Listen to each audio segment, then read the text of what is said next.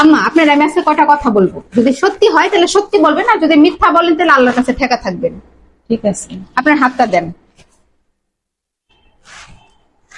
আপনি সবার কাছে বইলা বেড়ান যে আপনি আমাকে একদম নিজের মেয়ের মতো দেখেন, কিন্তু আসলে আপনি আমাকে দুই চোখেই দেখতে পারেন না। কথা কি ঠিক না বেঠিক? ঠিক। রাগ করলেন? না। আপনি সারাটাক্ষণ ধান্দায় থাকেন কখন আপনার ছেলে বাসায় আসবে আর আপনি আমার নামে কথা লাগাবেন। কথা কি ঠিক না বেঠিক? ঠিক। রাগ করলেন? না। উপর উপর আপনি আমার যতই প্রশংসা করেন না কেন, আপনি কিন্তু তলে তলে আমার খুদ ধরারই চেষ্টা করেন। কথা কি ঠিক না বেঠিক? ঠিক। রাগ করলেন?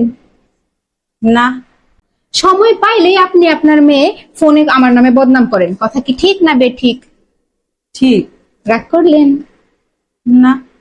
গতকালকে যে আমি এত কষ্ট করে আপনার ছেলের জন্য গরুর মাংস রান্না করলাম, ওই তরকারিতে লবণটা আপনি মিলাইছিলেন। কথা কি ঠিক না বেঠিক? ঠিক। রাগ করলেন? না। এখন আম্মা আপনাকে একটা কথা বলি, আপনার ছেলে আপনার সামনে যত যাই বলুক, ও কিন্তু আমাকে বলছে ও কিন্তু আপনার থেকে বেশি আমাকেই ভালোবাসে।